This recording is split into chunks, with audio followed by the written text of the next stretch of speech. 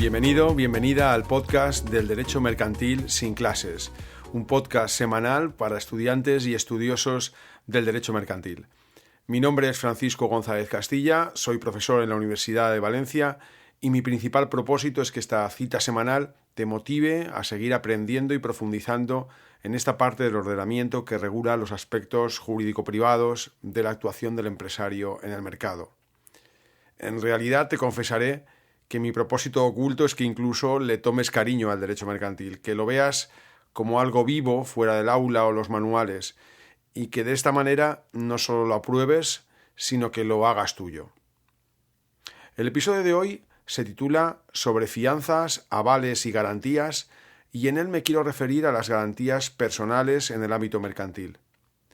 Mi intención es aglutinar en estos 10 minutos algunas reflexiones sobre los caracteres y contrastes entre la fianza, el aval cambiario y la garantía primera demanda, temas que se suelen exponer sistemáticamente en lugares distintos en los programas de derecho. Y precisamente por esta razón me ha parecido buena cosa agitarlos en la misma coctelera, relacionar unos con otros y aclarar de paso algunas cuestiones sobre su régimen jurídico.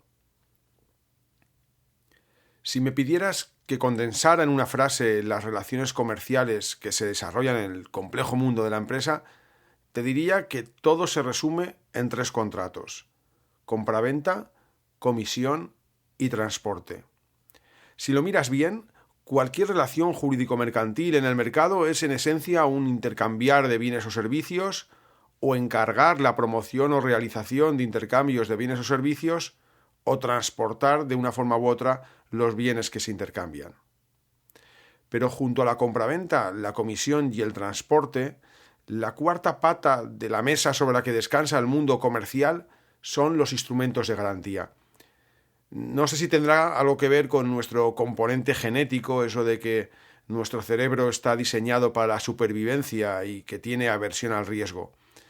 Pero lo cierto es que cuando intercambiamos bienes, servicios o amistad con otros, queremos garantías.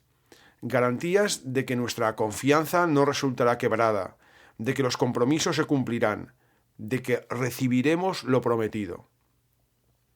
En este sentido, vivimos en una economía esencialmente crediticia y para que la actividad económica se desarrolle, para que proliferen los intercambios y el comercio sea motor del bienestar, es imprescindible que el acreedor tenga confianza fundada en que recibirá lo que el deudor le debe.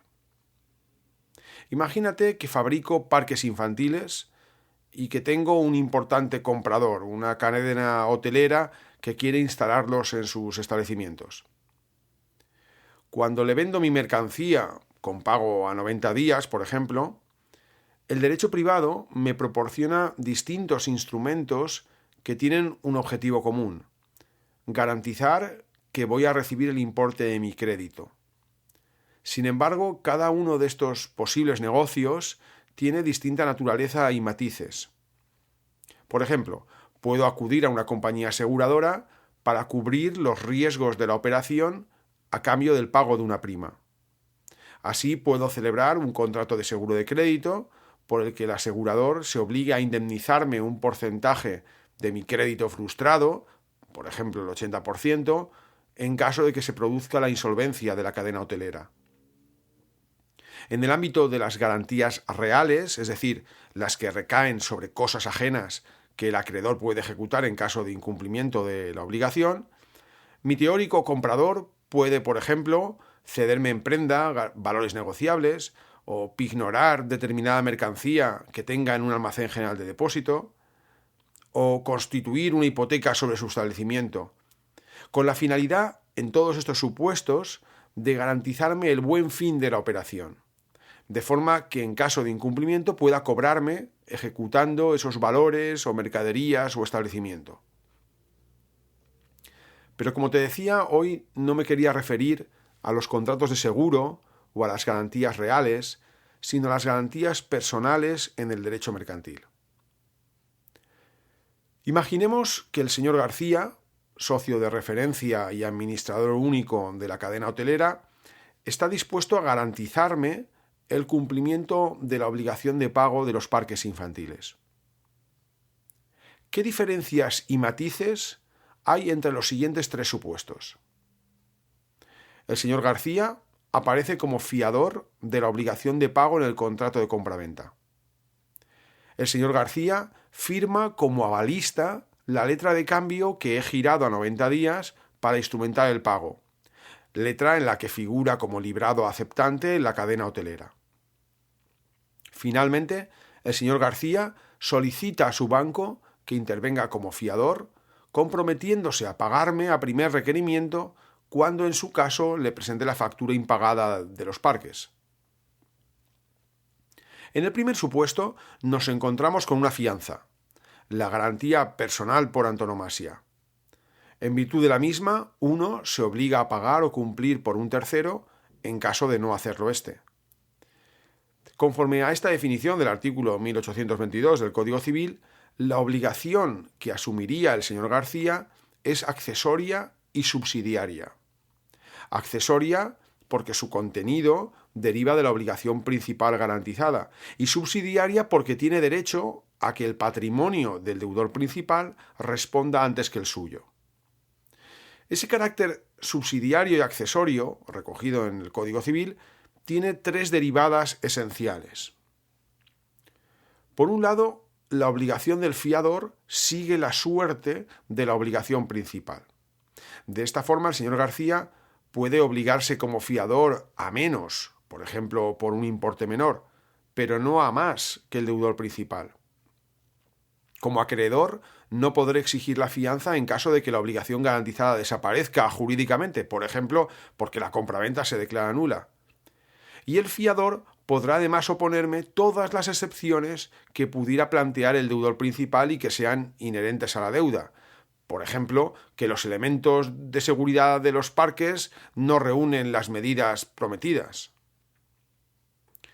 La segunda derivada es que la subsidiariedad de la fianza supone que el deber de pago del señor García surge cuando se hayan ejecutado todos los bienes del deudor principal. Y a estos efectos goza del llamado beneficio de exclusión, salvo que renuncie o que la fianza se pacte de forma solidaria con el deudor. Es decir, que cuando le pida el pago, el fiador podrá oponerse señalando la existencia de bienes concretos del deudor que puedan cubrir la deuda en lugar de agredir a su patrimonio. La última derivada es que en el caso de que existan varios fiadores, el señor García tendría el beneficio de división. Es decir, que no deberá hacer frente a la totalidad de la deuda, sino que solo podré exigirle el pago de la parte que le corresponda en la obligación principal. Entonces me tocará exigir el resto a los demás fiadores, de acuerdo además con lo que es la regla general en nuestro derecho cuando hay varias partes en el lado activo o en el lado pasivo de una obligación, que es la mancomunidad y no la solidaridad entre las partes. Todas estas derivadas de la fianza civil son aplicables a la fianza mercantil en la medida en que el Código de Comercio apenas contiene regulación de este contrato. Nuestro código se limita a señalar que la fianza tendrá carácter mercantil cuando asegure el cumplimiento de un contrato mercantil, afirma su carácter gratuito salvo pacto en contrario, establece que se trata de un contrato formal, porque si no consta por escrito no tendrá valor ni efecto, y señala resumidamente que cuando la fianza sea retribuida y garantice un contrato indefinido, subsistirá hasta que se cancelen definitivamente las obligaciones garantizadas. Nada más. Conforme a lo que estamos comentando, el régimen jurídico obligacional de la fianza del señor García, que es mercantil, puesto que está garantizando un contrato mercantil, se encontrará en los pactos entre las partes, en los preceptos del Código de Comercio y en la regulación civil de la fianza. Y a falta de pacto, cuando le reclame el pago, podrá oponerme, como hemos visto, el beneficio de exclusión, las circunstancias del contrato de compraventa de los parques infantiles o la nulidad de la obligación que garantizó. Por cierto, es verdad que el señor García puede encontrarse con que al intentar alegar los beneficios de división y exclusión, el juez entienda que aunque no se pactó nada al respecto, la fianza debe entenderse constituida como solidaria y que por tanto no puede alegar tales beneficios. Esta es la doctrina actual del Tribunal Supremo, en la que quizá se confunde lo que es con lo que debería ser. El Alto Tribunal viene considerando en los últimos tiempos que en virtud del artículo 3 del Código Civil, esto es, la realidad social del tiempo en que han de ser aplicadas las normas, cabe entender que la fianza mercantil siempre es solidaria, salvo pacto en contrario. Esto es lo que exigirían las necesidades del tráfico y la legítima protección a los acreedores. La solidaridad es la regla en el ámbito mercantil y, por tanto, de acuerdo con esta doctrina, nuestro amigo, señor García, no dispondría de los beneficios de exclusión y división que sí tiene el fiador civil. Sin embargo, además de que sea discutible que se pueda reconocer jurisprudencialmente una nueva especialidad mercantil respecto del régimen civil o común de obligaciones, si nos fijamos en las sentencias del Supremo que sustentan esa jurisprudencia, siempre hay una razón de justicia material detrás de esa responsabilidad solidaria. En todos los casos nos encontramos con que ese fiador que queda obligado solidariamente con el deudor principal, a pesar de que su contrato no existiera pacto expreso al respecto, es un profesional del mercado financiero. Un profesional del mercado financiero cuya intervención era expresamente la de asegurar el buen fin de la operación principal. Así, en la sentencia de 20 de octubre de 1989 era crédito y caución. En la sentencia del 7 de marzo de 1992, una caja de ahorros. En la sentencia del Tribunal Supremo de 14 de febrero de 1997, el Banco Exterior de España. Y en todos estos supuestos, que podéis ver en las notas del programa, la condición de entidad de crédito del fiador podía fundar la buena fe del acreedor en que en caso de incumplimiento se podría dirigir directamente contra el banco. Lo que quiero decir es que, aunque esta es la doctrina del Tribunal Supremo, no sé si el Supremo mantendría esa misma opinión de que la fianza mercantil es siempre solidaria, salvo pacto en contrario, por ejemplo, en el caso de la mujer de un instalador de electrodomésticos que apareciera como fiadora en el contrato que su pareja firma con Leroy Merlin para poder actuar como instalador en casa de los clientes.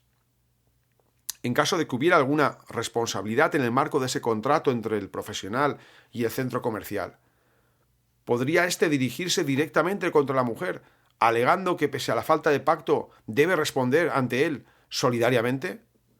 Yo, sinceramente, lo dudo, por mucho que esta sea la doctrina de las últimas sentencias sobre el tema.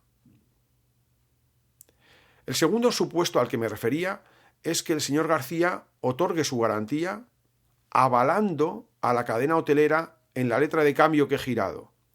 Y aquí su posición es muy distinta. El importe de la obligación será el mismo. El deudor principal en la compraventa de parques infantiles será el mismo, la cadena hotelera. Pero la situación del señor García se agrava. En efecto, como fiador, el señor García puede oponer a mis exigencias de pago las mismas excepciones que el deudor principal, especialmente las derivadas del cumplimiento defectuoso de mis obligaciones en la compraventa. Puede evitar el pago señalando bienes suficientes del deudor principal, o se verá liberado si la obligación que garantizó es nula. Pero como avalista cambiario, su obligación personal es autónoma respecto de la posición del deudor garantizado, la cadena hotelera aceptante de la letra, y abstracta respecto de la compraventa de la que deriva. Esa abstracción y ese carácter autónomo del aval cambiario, ¿en qué se concreta? En primer lugar, en que el señor García asume como avalista una obligación propia, no derivada de la que tuviera el aceptante de la letra. Y por eso su obligación de pago se mantiene aunque no lo haga la obligación garantizada, salvo que sea por vicio de forma. Por ejemplo, si la obligación garantizada, la obligación que se afianza, surgió por coacción del vendedor al comprador, la nulidad contaminaría también la obligación del fiador. Sin embargo, si la firma del librado en la letra se falsificó, la consecuencia es que ese librado no responderá, pero su avalista mantiene su obligación de pago. En segundo lugar, el señor García, como avalista, no puede oponer ninguna circunstancia derivada de la relación de compraventa incorporada a la letra. No solo porque las obligaciones cambiarias son abstractas respecto de la fuente de la obligación incorporada, sino porque la ley especifica que el avalista no puede oponer las excepciones personales del avalado. Finalmente, como obligado cambiario, asume solidariamente el pago de la letra, por lo que yo puedo exigirle directamente el pago sin necesidad de ir primero contra el avalado, por mucho que el señor García me indique bienes de la cadena hotelera a los que yo pueda agredir. En resumen, en este segundo caso, el contenido de la obligación de garantía del señor García formalmente depende de la obligación cambiaria avalada, pero materialmente se desvincula de esta. Es una obligación autónoma, abstracta, desvinculada de los matices propios de la obligación de la empresa avalada, y por eso no puede oponerse las excepciones propias ante la reclamación que le haga del pago. El último caso que planteaba era el de las denominadas garantías autónomas o a primer requerimiento. Estas recientes modalidades de garantía se han hecho muy frecuentes en el tráfico, aunque son una importación que encaja mal con la tradición de nuestro derecho privado, que es fundamentalmente causalista. Decíamos al comienzo de este largo episodio que el acreedor quiere garantía de que los compromisos se cumplirán, de que recibirá lo prometido. ¿Y qué hay más seguro que la promesa de pagar hecha de forma incondicionada por un banco? En este tercer supuesto, estamos ante la constitución de una especie de fianza abstracta y solidaria, normalmente emitida por una entidad de crédito a solicitud de su cliente, que es el deudor de la obligación principal. Cuando el banco declara que garantiza el pago de la obligación a primer requerimiento, me está diciendo que en el momento en el que la cadena hotelera incumpla su obligación de pago, podré ejecutar la garantía y que me pagará no solo de forma solidariamente con el deudor, es decir, que su posición no es subsidiaria sino principal y que no me podrá oponer los beneficios de exclusión y división, sino que responderá sin poder oponerme excepción alguna relativa al contrato de compraventa subyacente. Por ejemplo, sin poder alegar que entregué solamente parte de la mercancía o que el comprador le ha dicho que la calidad de los parques no es la pactada. Circunstancias que, sin embargo, un fiador sí podría oponer.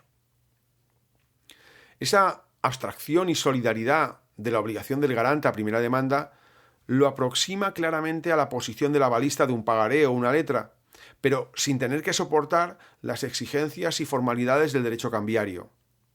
Contra la simple entrega de la documentación que acredita el incumplimiento, por ejemplo la factura impagada, el banco tendrá que abonarme lo pactado, independientemente de que luego pueda ajustar cuentas con su cliente. Y así llegamos al final del episodio de hoy. Espero que el contraste entre las posiciones de avalista, fiador y garante a primera demanda te haya ayudado a comprender mejor estas figuras de garantía que, como te dije, son un aspecto esencial en el moderno tráfico mercantil. Como siempre, espero tus comentarios en los canales habituales, el blog o el canal de YouTube del Derecho Mercantil Sin Clases, mi página personal en LinkedIn o en el correo fgonzalezcastilla@gmail.com. Un saludo y hasta el próximo jueves.